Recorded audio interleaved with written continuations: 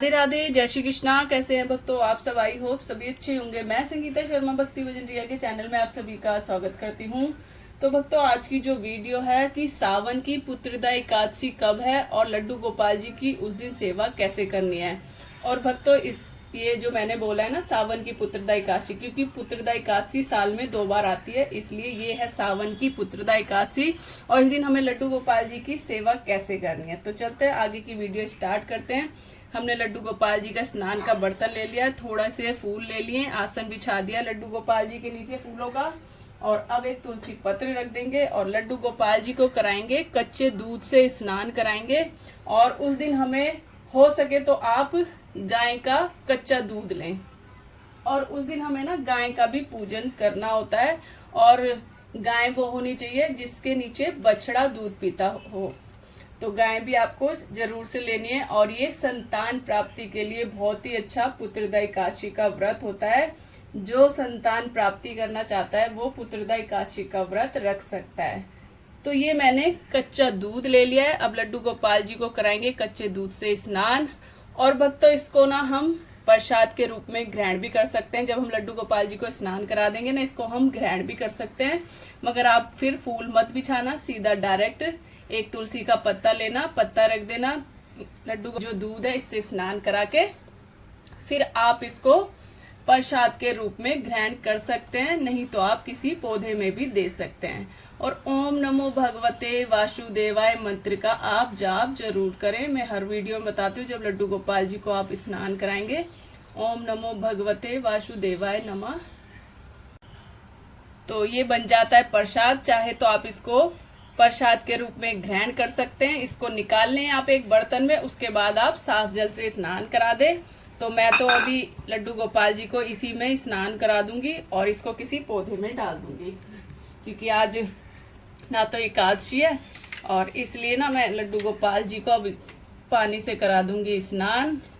ओम नमो भगवते वासुदेवाय नमः। ओम नमो भगवते वासुदेवाय नमः। तो लड्डू गोपाल जी का स्नान हो गया। अब इनको अच्छे से हम पोंछ लेंगे और फिर इनको इत्र लगाएंगे। तो लड्डू गोपाल जी का हो गया स्नान। अब इनको हम ये इत्र लगा देंगे। लड्डू गोपाल जी को सुगंधित चीजें जरूर लगानी चाहिए। मेरा कहने का मतलब है इत्र वगैरह लड्डू गोपाल जी को जरूर लगाएं। इनके वस्त्र पे भी लगाएं, इनकी बॉडी पे भी लगाएं। अब इनको पहना देंगे हम ड्रेस। तो ड्रेस आप एकादशी पे हो सके तो येलो कलर की पहनाएं, अगर नहीं है तो फिर आप कोई भी कलर पहना सकते हैं। तो अब लड्डू गोपाल जी को मैं पहना दूंगी ये हल्की सी येलो कलर की ड्रेस। और फिर हल्का फुल्का लड्डू गोपाल जी का श्रृंगार करेंगे। और एकादशी पे तो हम मतलब खूब हैवी श्रृंगार करना चाहिए हमें लड्डू गोपाल जी को। लड्डू गोपाल जी का एकादशी पे हैवी सा श्रृंगार करें। तो हमारे लड्डू गोपाल जी को एकादशी बहुत ज्यादा प्रिय है, हमारे विष्णु भगवान को, हमारे लड्डू गोपाल जी को, क्योंकि लड्डू गोपाल जी भी विष्णु जी का ही रूप है। तो भक्तों, अगर जिसके पास लड्डू गोपाल जी नहीं है, विष्णु भगवान जी का स्नान कराएं। विष्णु भगवान की मूर्ति या फोटो जो भी है तो आप उनका स्नान कराएं, या फिर लड्डू गोपाल जी का। नहीं तो आप दोनों को भी पूजा में रख सकते हैं। तो लड्डू गोपाल जी का कर देंगे श्रृंगार। तो इनकी ये बिंदी लगा दी, कानों में ईयरिंग पहना दूंगी।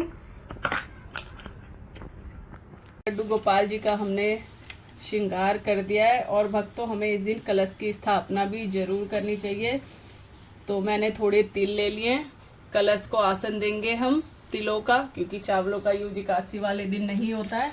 तो हम यहाँ पे कलश की स्थापना करेंगे। तो कलश लेना है आपको, उसमें जल, थोड़ा सा गंगा जल, एक सुपारी, थोड़ी सी दूर्बा, थोड़ी सी रोली और एक सिक्का, एक सुपारी आपको कलश में डालनी है। और फिर उसमें अशोक के या फिर आम के पत्ते लगाने हैं और कलश पे स्वास्तिक बनाना है। कलश की स्थापना करेंगे। तो हम यहाँ पे नारियल की स्थापना नहीं करेंगे, इसके ऊपर हम दीपक की स्थापना करेंगे। तो यहाँ पे मैं एक कटोरी रख दूंगी जिससे ये पत्ते सेट हो जाएं। और उस पे रखूंगी थोड़े से तिल। और फिर तो मैंने ये तिल ले लिए कटोरी में और कलश के ऊपर रख देंगे इस तरीके से। और पत्ते अच्छे से हम ये सेट कर देंगे। तो ये मैंने पत्ते अच्छे से सेट कर दिए। और इसके ऊपर हम रख देंगे दीपक। चाहे तो आप नारियल भी रख सकते हैं, मगर मैं यहाँ पे दीपक रख दूंगी। तो ये मैंने रख दिया है यहाँ पर दीपक। और भक्तों, हमने ना गणेश जी को भी बिठा लिया है पूजन में। अगर आप मंदिर में कर रहे हैं तो गणेश जी को वहीं पे बैठे रहने दें, और उनको भी आपको आसन देना है तिल का या फिर फूल का। और गणेश जी के साथ आपको लक्ष्मी जी की भी पूजा करनी है। और उसके साथ ही जैसे कि मैंने बताया, या तो लड्डू गोपाल जी को बिठाएं या फिर विष्णु भगवान की फोटो या मूर्तियां उनको भी रख लें। अगर दोनों है तो दोनों रख सकते हैं, अगर एक है आपके पास जैसे विष्णु भगवान है उनको भी रख सकते हैं, नहीं तो आप लड्डू गोपाल जी को।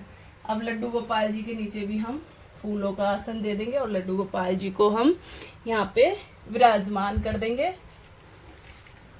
सबसे पहले हम गणेश भगवान को, लक्ष्मी जी को, कलश भगवान को स्नान करा देंगे। लड्डू गोपाल जी का स्नान तो हो चुका है, एक फूल में मैंने जल ले लिया, इस तरीके से मैं स्नान करा दूंगी। और उसके बाद हम लगाएंगे तिलक, चंदन और रोली का सभी को।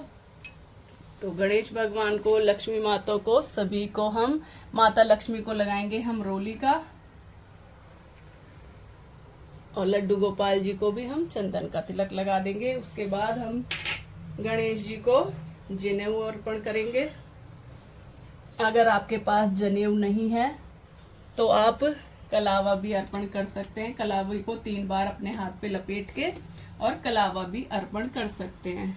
और लड्डू गोपाल जी को भी हम जनेऊ चढ़ा देंगे। विष्णु भगवान की फोटो है तो आप उनको भी जनेऊ चढ़ा सकते हो। अब हम वस्त्र रूपी कलावा चढ़ा देंगे गणेश जी को, माता लक्ष्मी को।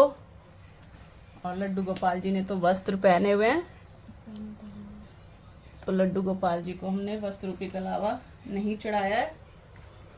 और भक्तों, हमें उस दिन ना गाय का पूजन भी जरूर करना है, गाय माता को भी साथ में जरूर रखना है। तो हम ये लड्डू गोपाल जी के पास हमने ये गाय माता रख दी है।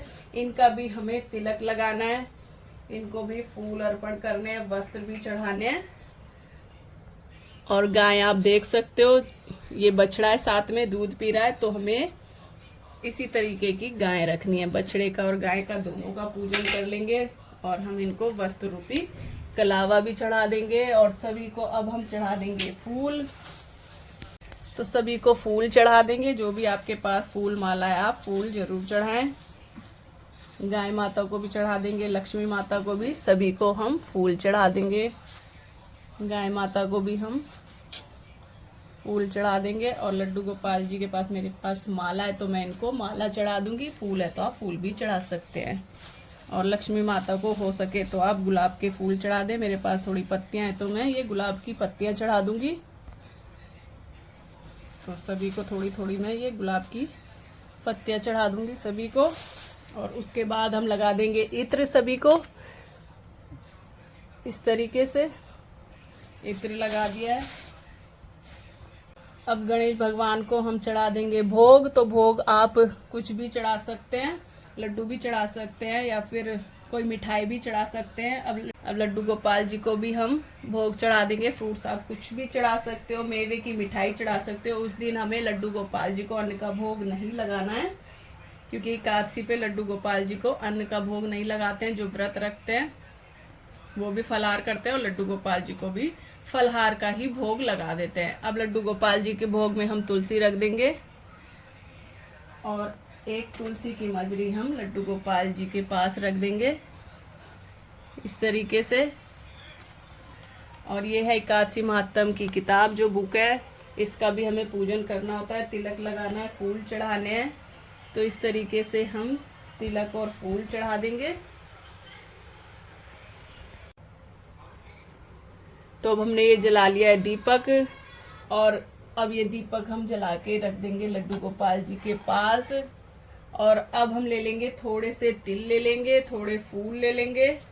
उसके बाद करनी है हमें एकादशी की जो कथा है, पुत्रदा एकादशी की कथा करनी है। तो आप बुक में से पुत्रदा एकादशी की कथा कर लें या फिर यूट्यूब पे भी सुन सकते हैं, बहुत सारी वीडियो अपलोड होती है।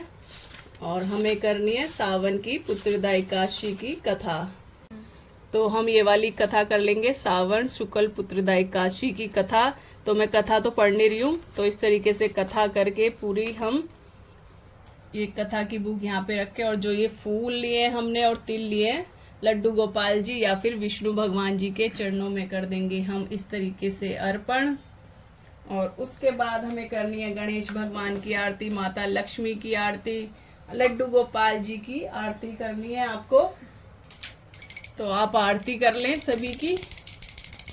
और उसके बाद हम आरती करके थोड़ा सा हाथ में लेंगे जल और आरती ठंडी करके सभी भगवान को आरती दे देंगे और खुद भी आरती जरूर से लेंगे।